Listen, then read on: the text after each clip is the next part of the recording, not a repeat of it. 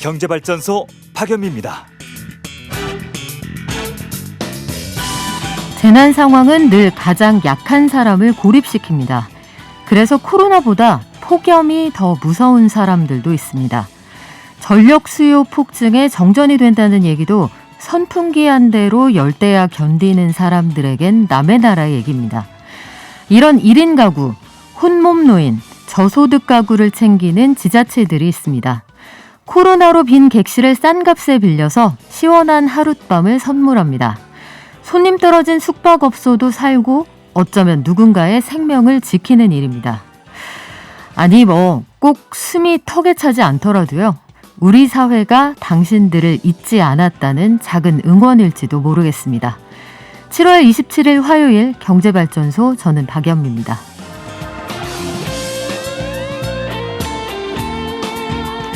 코로나 사태가 길어지면서 모두들 참 힘든 시기 지나고 있는데요. 정부가 새로운 세제 지원을 여러 가지 신설화한다고 합니다. 전반적으로 감세가 좀 될 것 같은데 서울시에서는 청년 월세 지원 규모를 좀 늘린다고 하네요. 그리고 택배와 배송업체에 종사하는 분들 보호해드리기 위한 생활물류법이 오늘부터 시행된다는데요. 실효성이 있을지, 어떤 내용인지 잠시 후 10분 경제에서 알아보겠습니다. 그리고 한국판 뉴딜, 그린 뉴딜, 디지털 뉴딜 많이 들어보셨을 텐데요. 과학기술정보통신부가 앞으로 5년 안에 약 50조 원을 투입해서 AI, 5G 특화망을 적용하기로 한다고 합니다. 앞으로 어떤 계획을 가지고 있는지 2차관과 함께 알아보겠습니다. 안전교육과 안전모 없이 평택항에서 컨테이너의 사고로 숨진 고 이선호 씨 사건 기억하실 건데요. 비정규직으로 이 산업재해 위험에 노출된 분들 참 많습니다. 오늘은 양복과 작업복이 공존할 수 있는 방법은 없을지 한번 고민해보죠. 마지막으로 알아봅시다. 불볕더위가 이어지면서 온열질환 환자 크게 늘었습니다. 이 침묵의 살인자라고 하는 폭염, 여기에 대응하기 위해 지자체들이 어떤 노력하고 있는지 알아보겠습니다. 그럼 증시 연결하죠. 키움증권의 한지영 연구원 연결돼 있습니다. 안녕하세요. 네, 안녕하세요. 네, 간밤에 미국 증시 또다시 3대 지수가 사상 최고치를 경신을 했는데 이게 불안하기도 하고요. FOMC도 있고 미국 2분기 GDP도 이제 나올 건데 일단 네. 믿고 간다, 이런 분위기입니까? 네, 그래서 그래도 미국 증시구나라는 걸 느꼈던 하루였는데요. 일단은 말씀하신 대로 그러한 FOMC 이러한 불확실성 이외에도 중화권 증시 급락, 그리고 6월 주택 지표가 부진했다는 소식이 부담으로 작용을 했지만 그래도 대형 테크주를 중심으로 한 2분기 실적 시즌 기대감이 지속되고 있다는 점이 미국 증시에 어제 상승 동력으로 작용을 했습니다. 그리고 또 장 마감 후에 테슬라 같은 경우에는 어닝 서프라이즈를 기록하면서 대형 테크주들의 2분기 실적 스타트도 잘 끊었다는 점이 지금 전반적으로 투자 심리를 개선시키고 있는 이러한 상황입니다. 그렇군요. 어제 우리나라를 포함한 대부분의 아시아 시장 또 하락세를 보였단 말이에요. 특히 중국, 홍콩 증시는 많이 어려웠는데 이거 왜 그렇습니까? 오늘 우리 증시에 영향을 줄까 봐 걱정이 되는데요. 결론부터 먼저 말씀을 드리면은 국내 증시에 영향은 크게 없을 거다라고 먼저 말씀을 드리고 싶고요. 중국 증시가 급락한 거는 규제가 문제였습니다.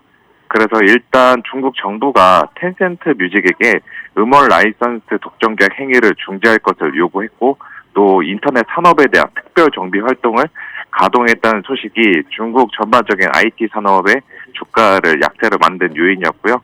더 나아가서 지금 중국 같은 경우는 사교육 성수기인 여름방학을 맞이한 상황인데 중국 정부가 사교육을 금지시킨다는 이러한 규제 소식이 전해지면서 교육업종들이 동반 폭락세를 연출을 했습니다. 그래서 제가 봤을 때 중국 정부가 이렇게 사교육 규제를 강화시키는 거는 사교육 시장 확대가 교육비 부담을 확대시키면서 이거는 궁극적으로 출산율을 저하시킨다는 쪽으로 바라보는 시각이 반영됐다라고 보고 있고요. 지금 이렇게 중국 정부 규제에서 기인한 중화권 증시 급락이 어제 아시아 주식시장의 하락을 유발했지만 방금 말씀드렸다시피 교육, 음악산업 규제 등 이런 것들은 중국 내 고유 산업 리스크에서 기인한 만큼 국내 증시로 충격이 지속적으로 전해질 가능성은 저는 희박하다 라고 보고 있습니다. 그렇군요. 중국의 특수한 상황이다 이런 말씀인데 우리는 어제 세법 개정안이 나왔어요. 여기에서 네네. 증시와 관련해서는 개인 종합 자산 관리 계좌 이 ISA로 주식에 투자를 하면 매매 차익에 비과세 혜택을 준다 그랬거든요. 이 네. ISA라는 게 이것저것 여러 가지 상품을 담는 바구니 같은 건데 여기에 주식을 담아서 매매 차익이 나도 세금을 안 물리겠습니다. 이런 얘기잖아요. 이게 증시에 좋은 거 맞죠? 예, 저도 개인적으로 좋은 개정안이라고 보고 있고요. 우선 작년 7월에 세법 개정안을 통해서 2023년부터 금융투자소득 과세를 도입하기로 결정했습니다. 이게 무슨 말이냐면은 주식, 펀드, 채권, 파생상품 등 시중에 저희가 투자할 수 있는 금융상품에서 발생하는 투자 이익에 5천만 원까지만 비과세를 도입하기로 해줬었는데요. 다시 말해서 5천만 원 이상 투자자들이 이익이 내면은 거기에 20%의 세금을 내야 하는 조세 부담이 존재하고 있었던 상황이었습니다. 그런데 어제 발표된 개정안에서는 말씀하신 ISA 계좌로 최소 3년 이상 투자를 하면은 거기서 나오는 투자 이익에 대해서 대주주, 소액주주 상관없이 비과세를 주겠다는 것으로 결정을 내렸고요. 이거는 작년에 동학개미 운동 이후 정착되고 있는 주식 투자 열풍을 장기 투자 문화로 바꾸기 위한 일종의 전략적인 유도라고 볼 수 있기 때문에 중장기적으로 국내 증시의 수급상으로도 긍정적으로 작용할 것으로 저는 판단을 하고 있습니다. 그래서 이 ISA 계좌는 저는 굉장히 좋은 거라고 생각하고 네. 다만 주의해야 될 점은 이 ISA 계좌를 가입하기 직전 3개년도 중에 단 한 번이라도 금융소득 2천만 원 이상으로 금융소득 종합과세 대상자에 해당하는 경우에는 이러한 비과세 혜택을 받을 수 없다는 점에 유의를 할 필요가 있습니다. 네. 우리 증시는 어떻게 출발했습니까?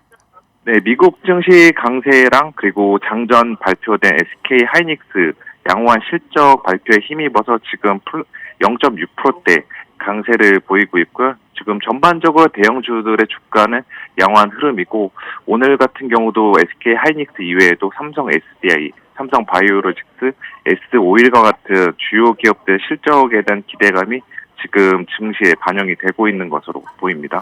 네, 지금까지 키움증권의 한지영 연구원이었고요. 방송 끝날 때 다시 만나겠습니다. 고맙습니다. 네, 감사합니다. 저희 방송 중에 샵 0951로 문자 주시면 한 분 선정해서 녹용 선물 세트 드리거든요. 짧은 문자는 50원, 긴 문자는 100원입니다. 당첨되신 분들 방송 끝날 때 알려드릴게요. 깨어있는 경제발전소.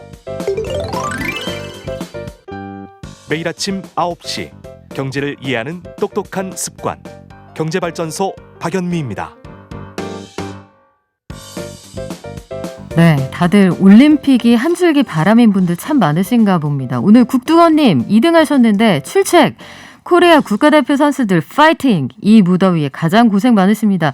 건강히 끝까지 파이팅 하셨는데요. 도쿄가 40도 가까이 올라가고 참 덥다고 하더라고요. 황선우 선수, 김재덕 선수 참 예쁘죠? 오늘 황선우 선수 자유형 200m 결승 있는 걸로 알고 있는데 우리 방송 끝나고 나서 시작을 아마 하죠? 김재덕 선수 우리 개인전에서도 좋은 성적 있길 한번 바라보겠습니다. 경제뉴스 정리해드릴게요. 매일 아침 쏟아지는 경제뉴스 아침에 10분만 투자하면 충분히 따라잡을 수 있습니다. 10분 경제. 코로나19로 직격탄을 맞은 국민들의 세부담이 좀 줄어들 것 같습니다. 정부가 1조 5천억 원가량의 감세 계획을 발표를 했고요. 하반기부터는 청년 월세 지원 규모도 늘어난다고 하네요. 그리고 택배산업, 생활물류서비스 산업발전법이 1월에 제정이 됐는데 오늘부터 시행이 된다고 합니다. 택배기사님들 좀 보호해드릴 수가 있을까요? 자세한 내용 한겨레 신문 이지혜 기자 연결해 알아보겠습니다. 안녕하세요. 안녕하세요. 네, 일단 소상공인들의 임대료 부담 이걸 좀 줄여주기 위한 세제 지원 혜택이 연장되는 모양이네요. 네, 26일에 정부가 올해 세법 개정안을 발표를 했는데요.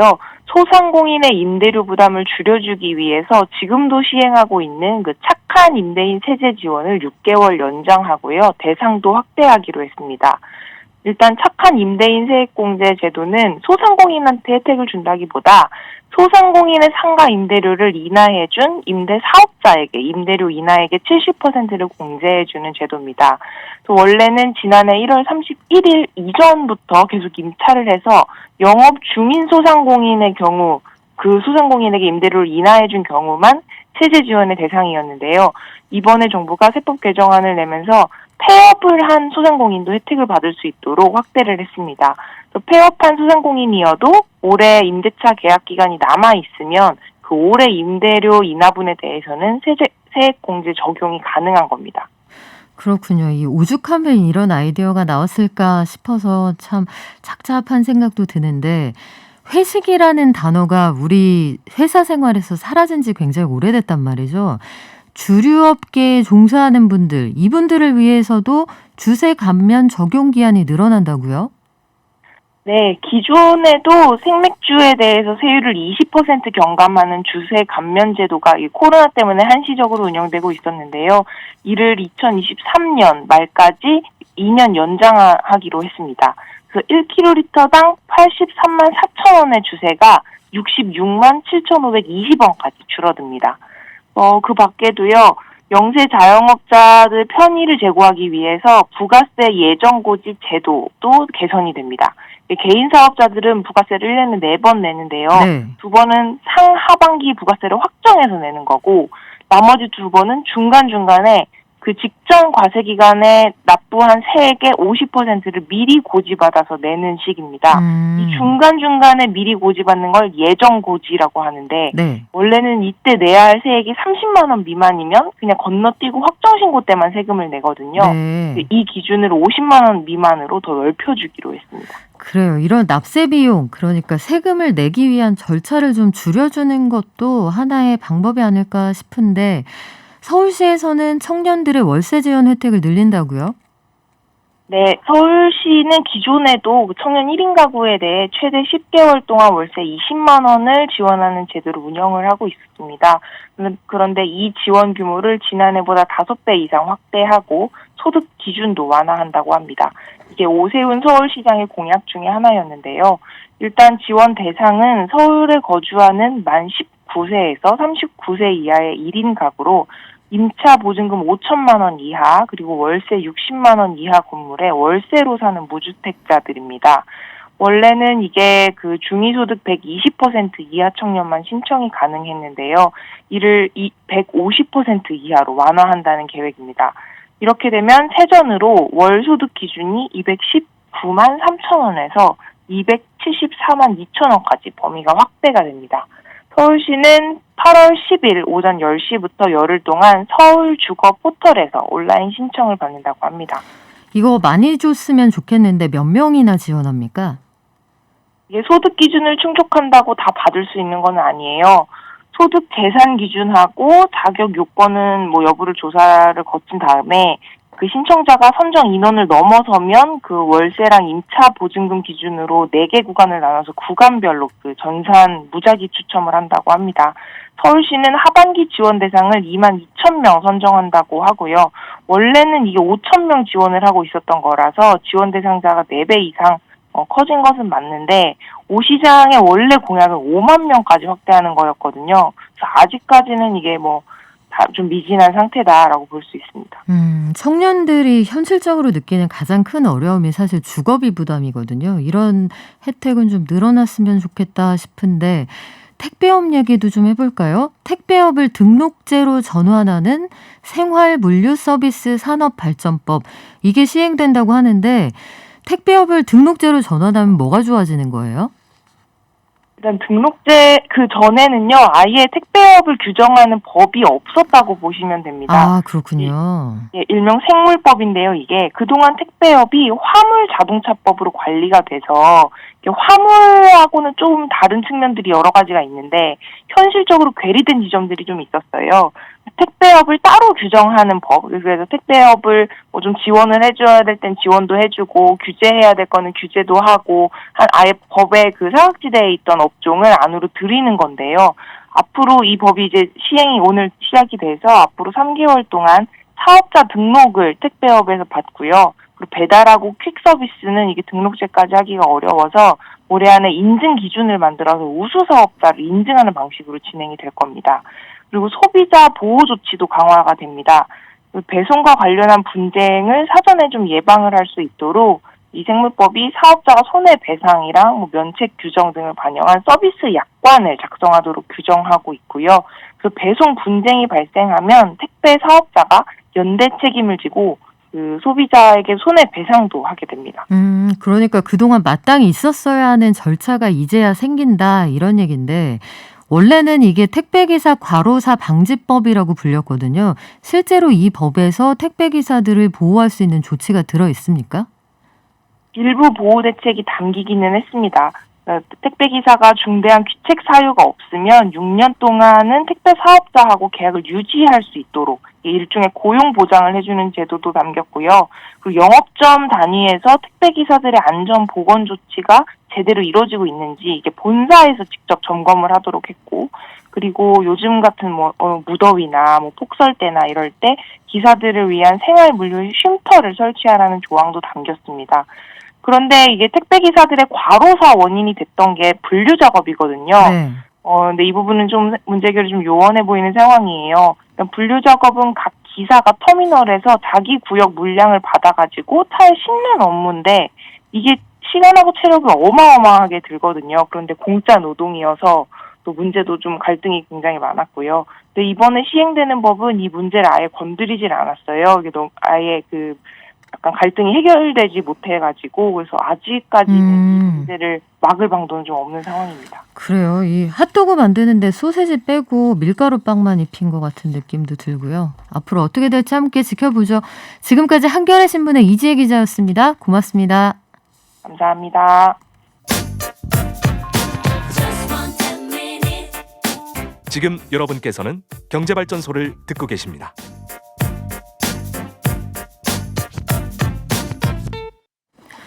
우리가 뉴딜 얘기 언제부턴가 참 많이 했죠. 그리고 그린 뉴딜, 한국판 뉴딜 얘기한 지 지금 1년이 꼬박 지나갔습니다. 과학 분야에서는 어떤 걸 통해서 차세대 먹을거리를 발굴할 수가 있을까요? 오늘 현장에 과학기술정보통신부 조경식 2차관님 모시고 앞으로의 계획 한번 들어보겠습니다. 차관님 안녕하세요. 안녕하세요. 과기부 차관 조경식입니다. 네, 보통 1차관, 2차관이 계시면 관장하시는 업무가 다르잖아요. 예. 2차관님이 담당하시는 건 어느 쪽이세요? 간단히 얘기하면 1차관은 과학을 다루고요. 2차관은 ICT를 다룹니다. ICT, 정보통신기술. 예. 우리가 차세대 먹을거리라고 하는 부분을 다 차관님이 담당을 하시는 건데 장관님이 다 하십니다. 통합해서. 예, 역시 이 선배님들께는 늘 조직 생활에서 배울 게 있습니다. 작년 7월 14일에 디지털 뉴딜이 첫 발을 뗐습니다. 네. 디지털 뉴딜. 우리가 뉴딜이라는 이름 붙였을 때 그 앞에 붙는 수식어가 많거든요. 디지털 분야의 뉴딜은 구체적으로 뭘 얘기하는 겁니까? 잘 아시겠지만 뉴딜이라는 게 원래 미국에서 1930년대에 경제공황을 극복하기 위해서 처음 나왔던 거죠. 그래서 대규모 경제 부흥책을 통해서 일자리를 만들고 그거에 따라서 산업을 바꾼 그런 대규모 프로젝트였는데요. 저희 디지털 뉴딜도 작년에 코로나가 터지면서 우리나라 굉장히 경제 불황이었기 때문에 일자리 문제가 이제 급해서 그렇죠. 단기적으로는 일자리를 창출하고 장기적으로는 우리 강점인 디지털을 좀 더 강화하고 모든 산업의 디지털 전환을 이뤄서 국가 경제 체제를 근본적으로 바꿔보자 하는 의미에서 시작된 국가 프로젝트라고 할 수 있겠습니다. 그래서 단기적으로 좀 일자리를 했고요. 네. 그다음에 이제 25년까지 저희가 49조 원 이상의 재정 투자를 하는 목표를 좀 세웠고 네. 민간 펀드 등 구성을 해서 민간 투자도 좀 촉진하려고 하는 정책을 했습니다. 지금 설명해 주신 그런 내용들을 들으니까 이게 되게 뭔가 근사하다 이런 느낌은 드는데 이게 구체적으로 그래서 이게 어떻게 변하는 건가 그거 좀 더 자세히 여쭤볼게요. 추진한 지 1년이 딱 지났는데 그동안 구체적인 성과라면 어떤 게 있을까요? 1년이 지나서 아주 큰 성과보다는 그래도 좀 좋은 조짐이 보인다고 일단 말을 해줄 수가 있겠고요. 네. 일자리 측면에서는 저희가 1년 동안 디지털 뉴딜 사업을 했는데 한 17만 개 이상 기업 기관이 이 디지털 뉴딜 사업에 참여를 했고요. 그거에 따라서 9만 명 이상의 일자리가 생겨서 대규모 인력이 좀 참여를 했습니다. 그래서 이제 단기적인 일자리에 대한 비난은 있을 수 있지만 그 징검다리 역할을 한다는 측면이 있고요. 네.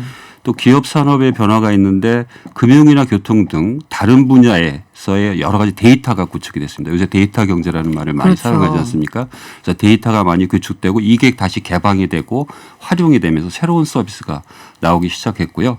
그리고 기존의 소프트웨어 기업들이 데이터나 인공지능 기업으로 이제 많이 바뀌어가고 있고 중요한 거는 전통 산업 분야가 디지털을 도입하면서 디지털 기업화하는 측면들이 지금 굉장히 그런 사례가 좀 많이 있습니다. 예컨대 어떤 게 있을까요? 그 자동차 같은 경우에 지금 예전에는 그냥 장비 산업이었었는데 네. 자동차의 지금 한 80% 정도는 사실 소프트웨어입니다. 아. 그래서 모든 게 소프트웨어적으로 처리될 수 있고 조선도 마찬가지고 그런 것들이 제조업 특히 제조업에서 많은 디지털 인공지능 기술이라든지 데이터 기술이 접목되면서 새로운 부가가치를 좀 창출하기 시작을 했던 게 큰 효과라고 할 수 있고요. 결론적으로 말씀드리면 코로나로 경제가 침체가 되는데 일단 고용과 경제 성장이 침체되는 것을 일단 막는 효과를 디지털 뉴딜이 1년 동안 했던 것 같고요. 그리고 우리 경제 구조가 근본적으로 이제 디지털 전환을 빨리 시작을 해야겠다. 더 빨리 해야겠다라는 인식이 확산된 게 큰 성과라고 할 수 있겠습니다. 그러면 우리가 디지털 혁신을 이룬다 하면 말씀하신 것처럼 이 4차 산업혁명 시대의 쌀이라고 불린 데이터하고 네. 이걸 제대로 활용할 수 있는 사람이 필요할 건데요. 네. 산업 현장에서도 이 혁신을 이끌 수 있는 우수한 인재를 확보하는 게 굉장히 관건이 될 거 아니에요. 중요한 말씀입니다. 예. 그런 분들은 어떻게 기르고 키워나가실 생각이세요? 그 최근에도 ICT 기업뿐만 아니라 제조 전통 산업에서도 ICT를 소양을 갖춘 인재가 되게 부족한 그 현상이 발생을 했습니다. 그래서 기업들이 서로 그런 인재를 유치하면서 네. 임금도 올라가고 그래서 문제가 된 사례가 개발자를 놓고 맞습니다. 서로 경쟁이 치열했죠. 예, 그래서 이제 저희가 1년 동안에 한 3만 명의 ICT 인재를 창출을 했는데 이 정도로는 부족하다는 생각에서 작년 6월에 대통령께서도 지시를 하시고 그래서 관계부처 합동으로 소프트웨어 ICT 인재 양성 대책을 발표했습니다. 그래서 향후 5년간 한 41만 명을 양성하려는 계획을 지금 발표를 했고요. 그래서 이번 양성 대책의 중요한 점은 그냥 양성만 해서는 안 되니까 기업이 필요로 하는 인재를 기업이 직접 키우되 그 양성 비용은 국가가 지원해 주는 체제로 하고요. 나라에서는 인큐베이터만 제공을 그렇습니다. 하는 거군요. 그리고 그 양성교육 과정이 끝나면은 반드시 채용과 연계할 수 있는 그런 프로그램 위주로 이번 대책을 마련했다는 게 큰 의미가 있겠습니다. 예. 제가 마지막으로 이게 제일 궁금한데 사실은 디지털로 우리가 가고 있고 코로나 이후 이전과 이후를 비교하면 세상이 굉장히 돌아가는 속도가 빨라졌다는 네, 생각은 네. 들지만 항상 소외되는 분들이 있잖아요. 네, 네. 예컨대 앞서 말씀하신 그 자동차 산업 같은 경우에도 전기차 시대로 가고 소프트웨어가 주력이 되면 기존의 부품 만드는 회사들은 어려워질 수 있고요. 네, 네. 사람들도 마찬가지입니다. 해서 국민들의 일상이 달라지지만 소외되는 사람들을 위한 대책 이런 것들은 어떻게 마련하고 계실까요? 저희가 그 디지털 리드를 기획하면서 가장 중요하게 봤던 한 축인데요.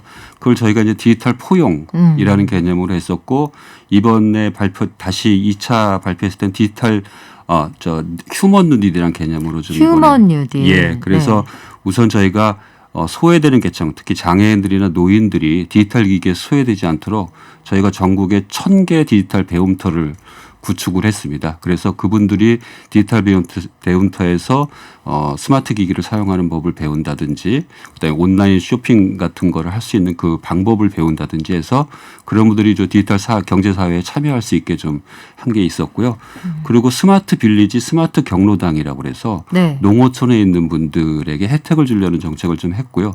예를 들어서 그 제주도의 해녀들한테 그 옷에 그 잠수복에다가 센서를 부착해서 안전을 도모할 수 있도록 저희가 그런 사업도 지금 하고 있고요. 일종의 GPS 같은 거군요. GPS도 그렇고 어떤 일정 높이 밑으로 들어갔을 때 위험 수위에 들어가면은 경보를 울리게 한다든지 해서 그 사람들의 안전을 좀 체크하는 그런 것도 하고 있고요. 그리고 농어촌에 초고속 인터넷망이 아직 안 들어간 데가 많이 있습니다. 그거는 국가하고 그 사업체가 매칭을 해서 초고속 인터넷망도 저희가 구축을 하려고 그러고요. 그리고 또 버스 정류장이나 공공장소에서 와이파이를 젊은 사람들이 많이 그쵸. 사용하지 않습니까? 네. 그래서 공공 와이파이 구축 사업을 25년까지는 계속해서 공공장소에서는 와이파이를 무료로 이용할 수 있게 하는 정책도 지금 하려고 하고 있습니다. 네, 제가 마지막이라고 말씀드렸는데 마지막으로 한 가지만 더 여쭤볼게요. 데이터 관련해서 지금 미중도 마찬가지고 우리도 빅데이터 관련해서 최종 결제기 정보라든지 네. 이동 정보라든지 결국은 이 데이터를 확보하고 활용하는 게 앞으로의 비즈니스 모델 핵심적인 그 싸움이 될 텐데 이거는 항상 민감한 개인정보 이슈하고 맞물리잖아요. 네. 특히 최근에 보면은 금융위원회에서도 이제 헬스케어 할 수 있게 해드릴 거예요. 이런 얘기를 해서 보험사도 헬스케어 서비스 만든다고 하고 네. 이 모든 게 결국은 데이터 싸움이 될 텐데 데이터 관련한 데이터 주권을 소비자가 갖느냐 이거 기업에 줘도 되느냐 이 이슈는 어떻게 해결해 나가실 생각이에요? 굉장히 어려운 문제인데요. 그건 네. 유럽에서도 똑같이 고민하고 있는 문제고 미국도 마찬가지입니다. 그래서 저희가 일단은 아까 말씀하신 금융산업에서도 데이터를 이용해서 하는 걸 마이데이터 사업이라고 네. 하거든요. 그걸 하는데 개인정보위원회에서 항시 이 선을 좀 정확히 규정하고 그 개인정보의 침해가 없도록 이렇게 조치들을 지금 준비 중에 있고요. 그리고 이게 개인정보를 가명화하거나 익명화하면 산업적으로 활용할 수 있는 길이 많이 있습니다. 알아보지 못하게. 예. 그래서 그 시민단체나 개인들도 안심하고 이 정보를 활용할 수 있고 산업체도 활용할 수 있게 그런 가이드라인이나 기준은 저희가 마련돼 있고요. 그 분야에 있어 갖고는 지금 범부처적으로 지금 계속해서 프라이버시 침해가 없도록 노력을 하고 있는 상황입니다. 예. 만약에 개인정보로 돈을 벌면 그 개인정보를 제공한 개인에게도 혜택이 좀 돌아가야 된다 이런 주장도 있잖아요. 예, 저희가 지금 요새 스터디를 하고 있는 거가 그거입니다. 그래서 네이버나 무슨 포털사들이 영업활동 개인들이 제공한 데이터로 그 그쵸. 수익을 내고 할 때 그 배당 문제를 어떻게 할 건가? 그 문제는 한번 입법적으로 해결해야 될 문제일 것 같아서 저희가 지금 요새 스터디를 좀 하고 있습니다. 아, 그러면 정부 입법이 아니라 그 의원 입법의 형태로라도 진행이 될 수 있는 예, 건가요? 지금 저희는 이제 일단은 정부 입법으로 좀 준비를 좀 하고 있고요. 방식은 나중에 결정을 해야 되겠지만 어쨌든 그 데이터의 소유권, 그다음에 거기서 나오는 이익을 어떻게 분배할 것인가 하는 문제를 좀 더 연구를 좀 해보고 있는 상황인 것 같습니다. 법안은 언제쯤 발의하실 생각이세요? 조금만 기다려 보시죠. 저희도 스타디를 좀 해봐야 되니까. 여하튼 그런 문제를 좀 조속하게 네. 이번 디지털들이 전체적인 범위 내에 속하는 문제입니다. 그래서 그것 차원에서 저희가 좀 빨리 추진을 해보려고 합니다. 올해 안에 나올까요? 노력하겠습니다. 네, 예. 올해 안에 나오면 저희가 다시 한번 모시겠습니다. 예, 그러시죠. 지금까지 과학기술정보통신부 조경식 이차관님과 함께했습니다. 고맙습니다. 감사합니다.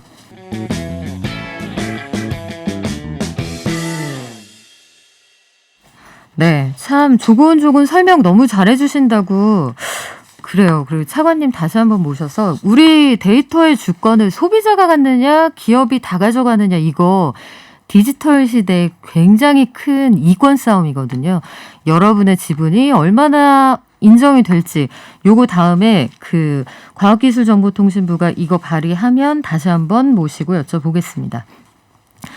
이번에는 현장 얘기를 좀 해볼까 봐요. 간밤에 가장 가슴 아팠던 뉴스가 18시간 연속으로 근무하던 외국인 노동자가 끼임 사고로 안타까운 사고를 겪게 됐다. 그 얘기를 듣고 참 가슴이 아팠습니다. 납기를 맞추기 위해서 그랬다고 하는데 현장에 이제 한국인 소장은 퇴근을 하고 외국인 노동자 셋만 남아 있었다고 하더라고요. 18시간 연속으로 몸을 쓴다. 참 안타까운데 이렇게 안전하지 않은 현장에 계신 분들은 모두 작업복을 입은 비정규직 혹은 우리 사회에서 가장 목소리가 작은 사람들이었습니다. 그래서 오늘 경제 이슈 현장에서는 그 시사인의 전혜원 기자 모셔서 현장에서 일하고 계신 분들의 어려움, 앞으로의 나아갈 방향 한번 얘기해 볼게요. 안녕하세요. 안녕하세요. 네, 지난 6월이었죠. 작업복과 양복이 서로 존중할 수는 없을까? 참 눈에 띄는 제목이었는데 이 기사를 쓰셨어요. 중소기업에서 일하거나 일해본 적 있는 청년 세 분하고 인터뷰를 하셨더라고요. 예, 그렇습니다. 세 분 모두 자신이 일하는 일터에 대해서 SNS나 칼럼 또 책에서 목소리를 내는 그런 분들이었는데요. 사실 그분들이 직접 나와서 이야기를 하셔도 좋았겠지만은 제가 취재한 사람으로 오늘 대표로 좀 나오게 됐습니다. 네, 그분들의 사례를 좀 얘기를 들어보면 조금 더 이해가 되실 것 같은데, 일단 울산에서 일하셨던 분들, 그리고 산재를 당하신 분, 교복 위에 작업복을 입었다를 쓰셨던 허태준 씨, 이렇게 세 분을 만나신 거죠? 네. 구체적인 사례를 좀 소개해 주시겠어요? 예, 먼저 울산 석유화학 공장의 직원 100명 규모 하청업체에서 안전관리사로 일하는 하이니 씨, 가명인데요. 이분을 만났고, 그리고 교복 위에 작업복을 입었다라는 책을 쓰신 허태준 씨, 이분은 이제 직원 150분 되는 부산 제조업체에서 현장 실습생 그리고 산업기능요원으로 3년 7개월 근무를 했던 분입니다. 그리고 마지막으로 천연우 씨, 이렇게 세 분을 만났는데요. 특히 천연우 씨 같은 경우에 이분들 다 20, 30대 청년들인데 이제 21살에 첫 산재를 당했다고 해요. 이 대기업 하청업체에 출근한 첫날이었는데 그 내부가 400도 정도 되는 온장고를 열어서 네. 그 안에 수지라는 뜨거운 액체 같은 깡통을 꺼내가지고 금속 틀에다가 쏟아붓는 일을 했대요. 근데 그 깡통이 40kg 정도 되는 굉장히 무거운 거여서 그거를 계속 이렇게 옮기다 보니까 너무 무거워서 이제 본인의 발목에 그대로 쏟는 바람에 아이고. 네, 그래서 3도 화상이라고 하는 가장 좀 높은 정도의 화상을 입었다고 합니다. 출근한 첫날 400도씨짜리 온장고를 열어서 이 수지라는 액체가 그거잖아요. 그 합성수지. 네. 녹이 굳히면 약간 말랑말랑한 플라스틱 같은 느낌이 드는 그거를 40kg짜리 깡통을 꺼내서 옮긴다. 출근 첫날에 하기에는 너무 위험한 작업 아닐까 싶은데 도무지 이해가 좀 안 가거든요. 이게 얼마나 위험한 물질이고 어떤 사고가 있을 수 있고 뭐 안전 장구를 제공을 한다든가 아니면 수레를 제공한다든가 이게 일의 위험 여부와 상관없이 가자마자 바로 일에 투입이 되는 겁니까? 네, 그렇다고 합니다. 말씀하신 것처럼 여러 가지 교육이라든가 준비 기간이 필요할 것 같은데요. 이분이 9년 동안 경남 창원에 50인 미만 중소기업에 10군데 정도 다녀보셨는데 이분 말씀이 안 해본 일을 시키는 게 중소기업에서는 일상이라는 거예요. 그냥 바로 첫날에 투입이 된대요. 아무리 위험하거나 복잡한 작업이라도. 그래서 현장에서 배우라고 이제 위에서는 얘기를 하는데 사실 작업자들은 다 자기 일로 바쁘잖아요. 그래서 이래놓고서 만약에 이제 실수를 하면 그러니까 내가 물어보라고 하지 않았냐 이렇게 좀 화를 내는 그런 경향도 있다고 합니다. 물어볼 짬이 없잖아요. 다들 바빠서. 그렇죠. 신입이 눈치 보느라 물어보기 쉽지 않을 텐데 글쎄요. 이게 하청업체들 사정은 이거보다 더 열악하지 않을까 이런 생각도 듭니다. 보통은 원청이 있고 도급을 주면 하청에 재하청 이렇게 가게 되잖아요.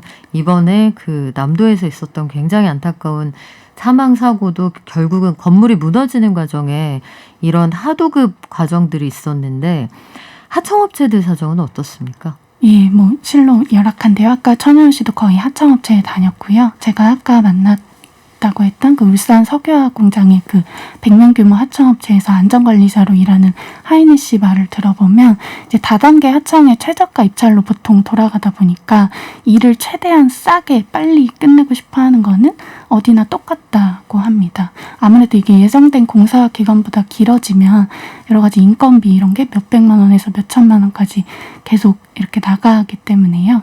그래서 빨리빨리 이렇게 하려다 보면 여러 가지 정해진 절차를 지키지 않는다든지 안전조치를 하지 않는다든지 이런 식의 좀 구멍이 생긴다고 합니다. 공기 단축이라는 게 결국은 돈 때문인 거잖아요. 하지만 무리한 무리수를 뒀을 때 우리가 어떤 결과가 나타나는지 너무나 잘 알고 있거든요. 이번에도 버스 정류장 덮쳤던 철거 과정을 보면 공기 단축 때문에 무리한 공법을 사용했다는 얘기가 나왔었는데 사람의 목숨값이 너무 제값을 못 받고 있다 이런 생각이 들더라고요.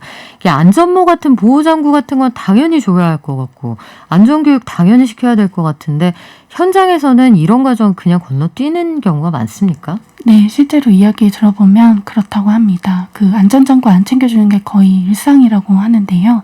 일단 업체에서 좀 손해가 나면은 현장직들이 커피 마시게 하는 거 있잖아요. 그거를 일단 없애고 커피는 왜 못 마시게 하죠? 그냥 뭐 제일 쉽게 아낄 수 있는 비용이다 보니까 네, 그거를 아끼고 네. 그러고 나서는 뭐 면장갑을 원래 하루 쓸 거를 좀 이틀 쓰게 한다든가 뭐 마스크는 3일 쓰게 하라든가 이런 식이라고 합니다. 그래서 마스크를 네. 3일 동안 쓰라고요? 예, 이 이런 식으로. 더위에? 네. 그래서 사실 헬멧 같은 거 제일 중요하잖아요. 어떻게 보면 현장에서 남아 돌아야 좀 손상이 있어도 바로 바꿔 그렇죠. 끼고 이런 게 될 텐데 무조건 1인에 1개라고 해요. 그래서 지난번에 평택항 사고로 돌아가신 고 이선호님 같은 경우에 원래 안 하던 업무에 투입이 됐는데 안전모드 없이 투입이 네. 됐다가 이 300kg짜리 철판에 깔리셨었거든요. 근데 그분 같은 경우에도 안전모가 좀 넉넉히 하나라도 있었다면 좀 다르지 않았을까 좀 화가 나는 그런 대목입니다. 헬멧은요, 그 어린이들이 킥보드 탈 때도 헬멧 없으면 이게 생사를 가릴 정도로 중요하거든요. 하물며 놀이에서도 그런데 현장에서는 오죽하겠습니까? 평택항 사고로 다시 돌아가 보면 현장에 일단 안전관리자도 없었고요. 신호수가 반드시 배치되게 돼 있는데 신호수도 없었단 말이죠.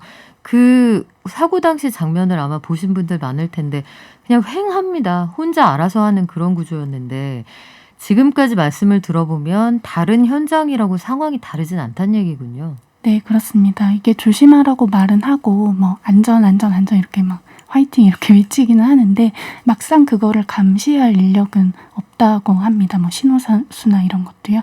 그래서 지게차 다루는 것도 굉장히 위험한 일이잖아요. 그 평택항 사고도 네. 지게차랑 관련이 돼 있었는데 이것도 현장에서는 자동차 운전면허만 있으면 사실 그냥 시킨다고 해요.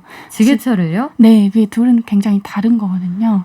지게차는 전문 장비 아닙니까? 예, 그래서 최근에야 이제 지게차 운전자 같은 경우에 뭐 일정 기간 좀 교육을 받고 와야만 시킬 수 있게 바뀌었는데, 근데 문제는 그거를 현장에서 체크할 사람이 없다는 겁니다. 이게 뭐 근로감독관이 수시로 오는 것도 아니고요. 네, 그래서 네. 근로감독관이 나오기 전에 현장에서 안전관리를 하고 근로자들을 보호할 의무는 사업주에게 있는 거잖아요.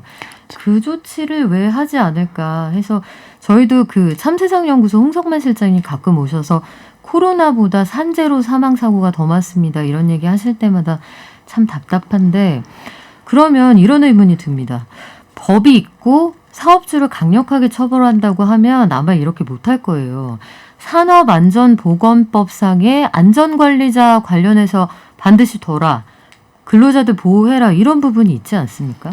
예, 있는 거는 사실인데요. 이게 법에도 좀 이 맹점이 있습니다. 이제 현행 산안법으로도 50인 미만 사업장 같은 경우에는 안전관리자를 선임할 의무가 없습니다. 아마 그런 여력이나 그런 게 없다고 판단했기 때문일 텐데요.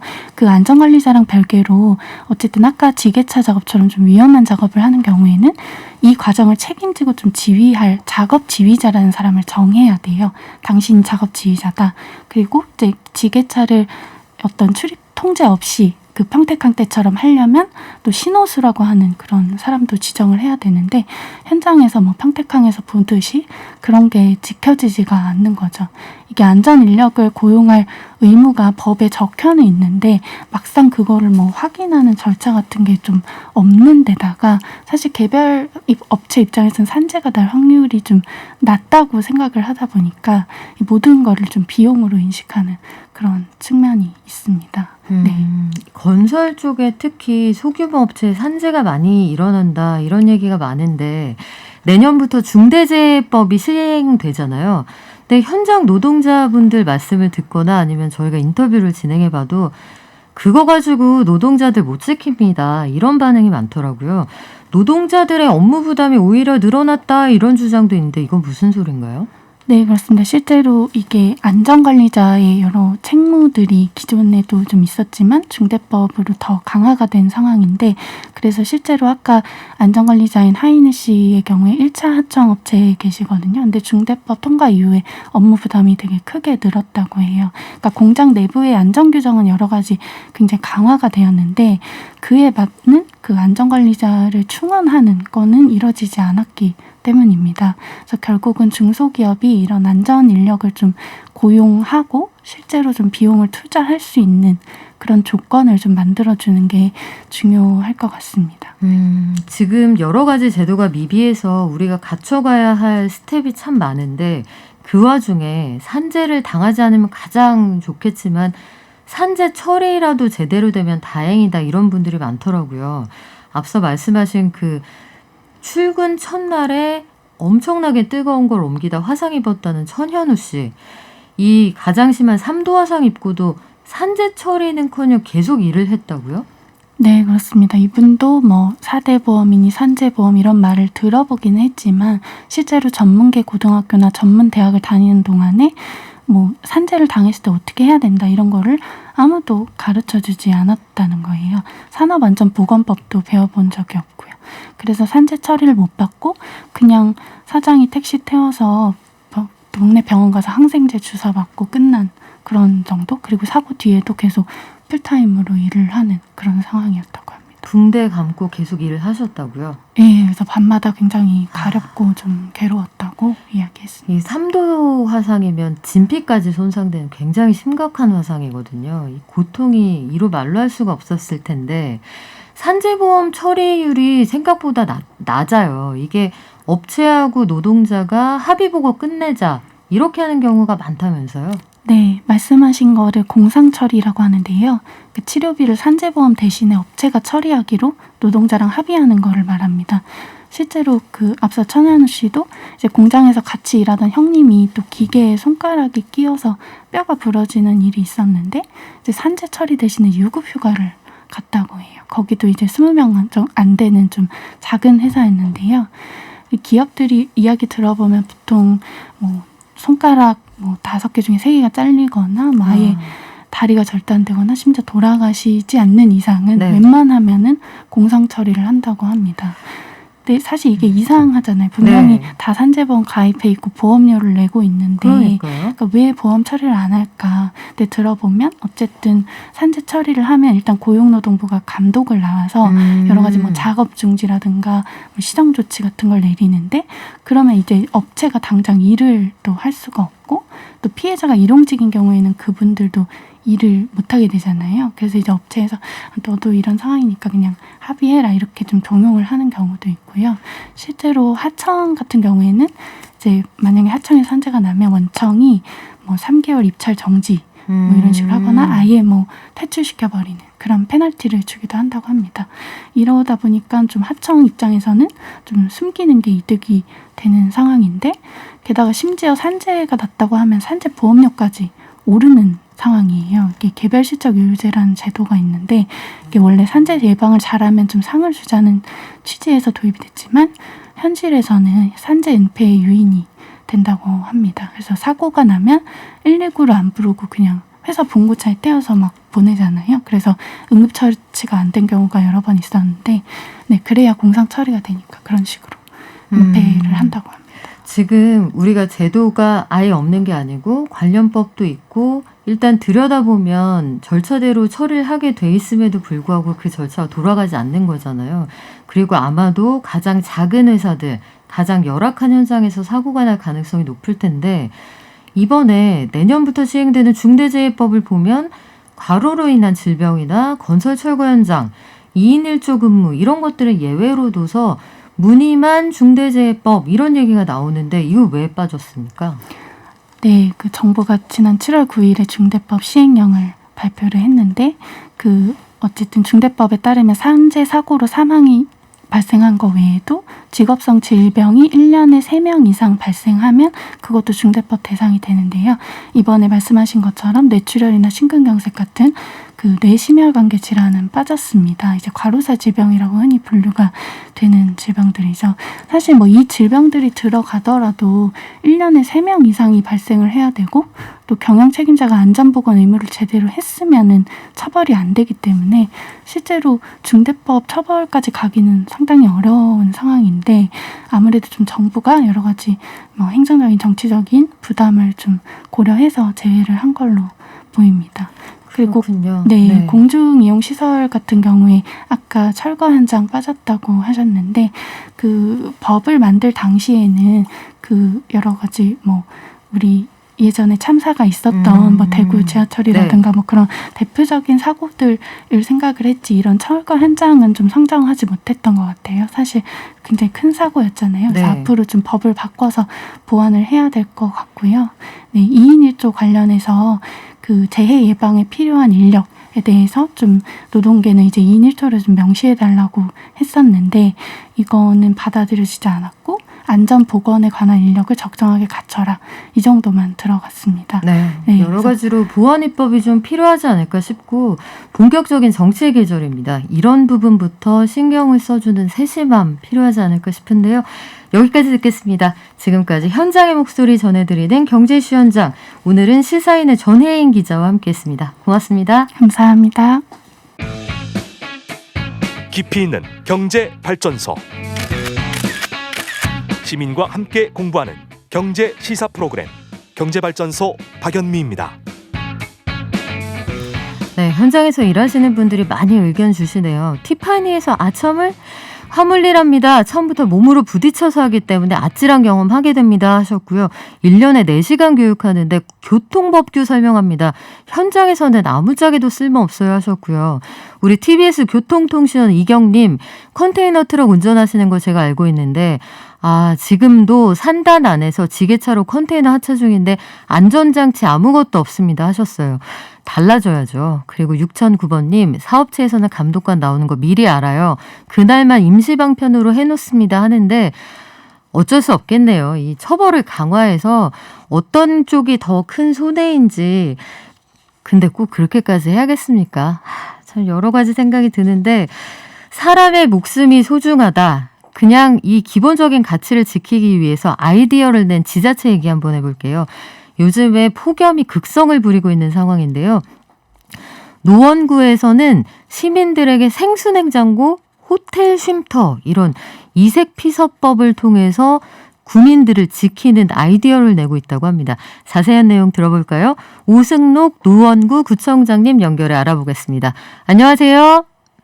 네, 안녕하세요. 오승록입니다. 네, 구청장님, 그 코로나19 네네. 때문에 무더위 쉼터들이 경로당, 복지관 이런 데 굉장히 많이 문을 닫았죠? 네네. 저희도 이제 경로당이 한 245군데거든요. 근데 거기를 하려고 했다가 도저히 뭐 코로나 때문에 다 닫고 이제 구립 경로당 한 14군데만 지금 개방을 하고 있고요. 그다음에 동주민센터, 그다음에 복지관 이런 쪽에서 한 30여 곳 정도밖에 개방을 못하고 있는 그런 상황입니다. 그러면은 기존에 이게 2018년 폭염 때 많이 생겼던 걸로 알고 있는데 기존에 그런데 이용하시던 분들은 가실 데가 없잖아요.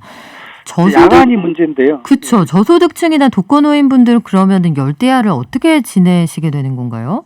네, 그때 2년 전만 해도 이제 저희 노원구는 구청 대강당에 텐트를 이렇게 1인 텐트를 마련해서 이제 밤을 지새울 수 있도록 이렇게 저희가 준비를 해드렸었는데 지금은 이제 그게 안 되지 않습니까? 코로나 때문에 서로 모여서는 안 되니까 그래서 무슨 좋은 방법이 없을까 하다가 관내 호텔들이 요즘 좀 많이 비어있는 상태거든요. 그래서 1인 또 1실이니까 그렇게 해서 호텔하고 좀 협약을 해서 하면 좋겠다 싶어가지고 관내 호텔을 저희가 2군데하고 협약을 해서 그쪽으로 이렇게 어르신들을 저소득 어르신들을 밤에 모셔가지고 이제 아침에 이렇게 집으로 돌아가시도록 그렇게 지금 저희가 쉼터를 운영을 하고 있습니다. 아, 그래요? 그런데 그 구청장님, 이게 객실이 너무 비싸면은 구민들이 요거 좀 그 구비가 너무 많이 나가는 거 아니에요? 이렇게 주장할 수도 있고요.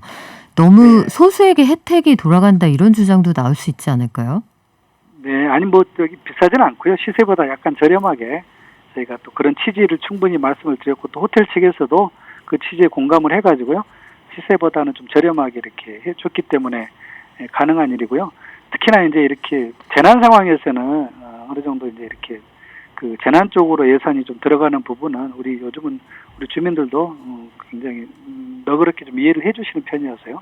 그런 부분에 대해서는 크게 걱정 안 해도 될 것 같습니다. 그렇군요. 그러니까 코로나19 때문에 손님이 없는 호텔은 빈 객실을 좀 저렴하게 활용할 수 있어서 좋고 그 객실을 들어가시는 우리 독거노인들은 야간에 생명이 위험할 수 있는 그런 상황을 건강하게 지나셔서 좋은 거군요.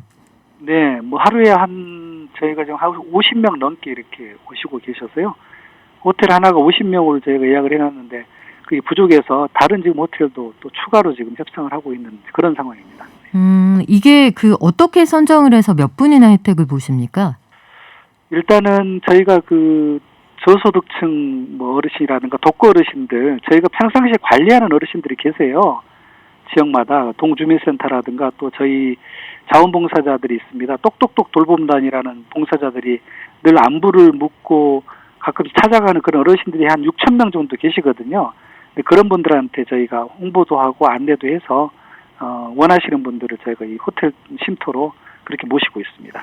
그래요. 체감 온도가 뭐 35도 위로 올라간다 하니까 이런 아이디어 참 기발하기도 하고 상생 모델이 될 수도 있겠다 이런 생각이 드는데 야외 힐링 냉장고도 운영을 하신다고 해서 재밌더라고요. 예, 이건 뭐예요? 이거는 그냥 저희가 요즘 뭐 워낙에 산책하는 사람이 많이 늘었어요. 코로나 때문에.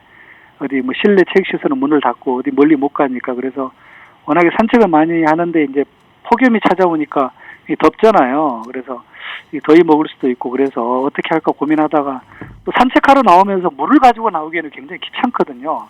그러다 보니까 저희가 냉장고를 하나 설치해서 여기서 시원한 물을 드시게 하면 어떨까 이런 아이디어를 내서 저희가 산책로 한 15군데 힐링 냉장고를 24시간 이렇게 가동을 하고 있는데요.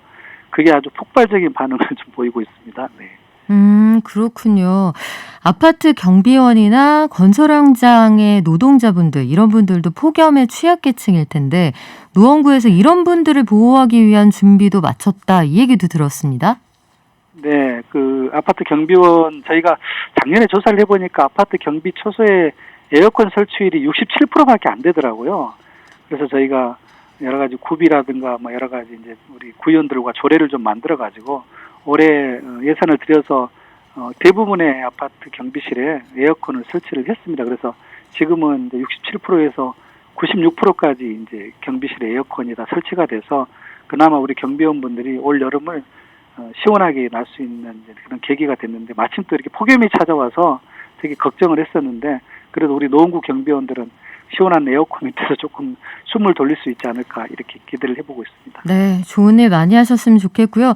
구청장님 마지막으로 이 노인분들이나 저소득층 분들이 무더위 쉼터 어디 있는지 알고 싶으면 어떻게 연락드리면 돼요? 간단히 설명 부탁드릴게요. 일단 동주민센터로 연락을 주시고요. 또 저희가 아까 얘기했던 어르신 생활관리사나 똑똑똑 돌봄단 자원봉사자들이 집으로 찾아가거나 안부 전화를 할 때 그분들한테 의사를 표현하시면 저희가 저녁 야간 무더위 쉼터로 안내할 수 있도록 그렇게 하도록 하겠습니다. 네, 지금까지 오승록 노원구 구청장과 함께했습니다. 고맙습니다. 네, 감사합니다. 네, 증시 한번 가볼까요? 키움증권의 한지영 연구원 연결돼 있죠? 네, 나와 있습니다. 네, 지금 코스피 어때요? 네, 0.4에서 5%대 강세 흐름을 보이고 있고요. 2분기 국내 경제 성장률이 예상보다 소폭 부진했다는 소식이 전해졌지만 그래도 SK 하이닉스 호실 쪽에 따른 2분기 실적 시즌에 대한 기대감이 주가 강세를 연출하고 있는 이러한 상황입니다. 그리고 오늘 같은 경우는 가상현실과 실제현실을 결합한 개념 메타버스 관련주들이 눈에 띄는 주가 흐름을 연출하고 있는데 오늘 상장한 맥스트 같은 경우는 상한가를 기록하면서 따상에 성공한 모습입니다. 반면에 AI 솔루션 업체 알테라는 최근 메타버스 수혜주로 분류되면서 주가가 연이은 급등세를 보였었는데 어제 장 마감 후에 이 회사에서 알테라의 사업 모델 중 메타버스와 직접 연관된 사업 모델은 없다는 이러한 소식에 20% 가까운 급락세를 보이고 있습니다. 그렇군요. 여기까지 듣겠습니다. 지금까지 키움증권의 한지영 연구원이었습니다. 고맙습니다. 네, 감사합니다.